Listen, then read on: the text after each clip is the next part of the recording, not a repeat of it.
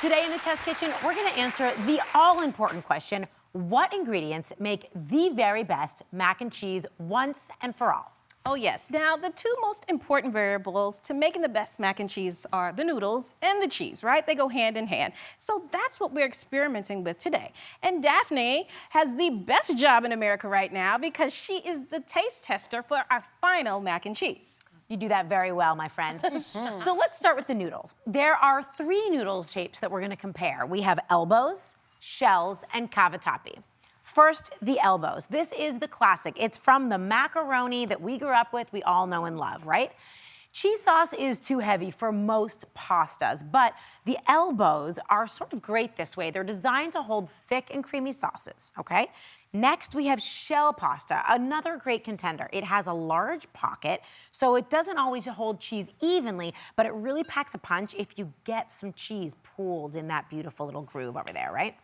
Finally, we have cavatappi. Say it with me. Cavatappi means corkscrew in Italian. It has all the things. It has ridges to catch sauce on the outside, a spiral shape, which also makes for amazing clumpy cheesy goodness, and beautiful curves and holes through the center, which is why I say that cavatappi is the winning mac and cheese noodle.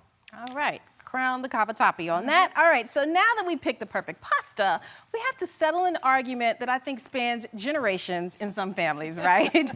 What is the perfect cheese for mac and cheese? Now, we've tested 3 different cheeses that would give us the best pull and the creaminess, and of course, the flavor is so important, right? Always. So the first cheese we have is cheddar cheese, right? Classic. It is the most widely purchased and eaten cheese in the world. I mean, it can't fail you, right? We all love that one. Now, sharp cheddar has a great flavor, but sometimes it gets very oily when it's cooked. So we don't want that oil pooling at the top, right?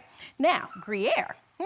It melts nicely, even though it's a hard cheese, and that saltiness helps cut through the fattiness of the dish, and it has that nutty flavor that adds that depth to the cheesiness, right? And then number 3, the cheese block, the melting cheese block, if you will. Now, we all know this one. A little controversial in some homes, all right? It's the one we had our childhood, and it melts quickly, right? But technically, it's not a real cheese, and perfect mac and cheese has got to have cheese, right? Real thing only. There you go, it's in the title.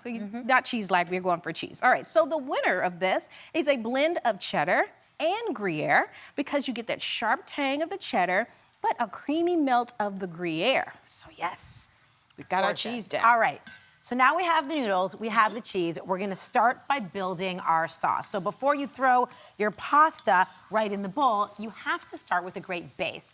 I'm gonna start by making a roux. I have some onions and garlic that I've sauteed in here. And to it, I'm gonna add some flour, and this is how you build the roux. There's some butter, of course, as the fat that we're using at the bottom too. You want to actually whisk your roux, incorporating all that flour, all right? And it's gonna start to get a little bit golden in color. And when it does, you're gonna start adding your cream and milk blend, okay? You're gonna add it slowly, Careful. whisking as you go, not splashing. Thank you. There you are. Good thing I'm ambidextrous. Yes. Woman of many talents. There And no you- spills, look at that. Good job. There you Gail. go. Oh, Good. once that's all blended together, I'm gonna then add this beautiful cheese blend to my base. Cheddar and Gruyere. Gruyere, Yes. cheddar, as you said. Ooh. And once that starts to melt, I add my pasta. Ready to go All right, here? yes. Thank you. I need all the help I can get. Teamwork, baby, teamwork. Nice. Don't lose it. Come out a little more. There we go. Okay. We're not graceful, but we make delicious It's gonna get in food. there. It's getting in there. That's There we good. go. Thank Perfect. you very much. All right, and now it's just about folding it in, bringing it all together, and then, of course, breadcrumbs that I've toasted with a little olive oil and Parmesan, and they're gonna go right Nice texture over in it, there. just for a little texture.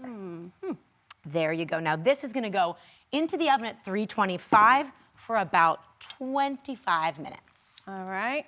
So now, there it is. I mean, we have cracked the mac and cheese mystery code. It is good dish tested and approved. So let's go back, review. We have cavatappi pasta, a good combo of cheddar and Gruyere cheese, and baked in the oven, right? Let me grab this one here. Show it to me. Let's see.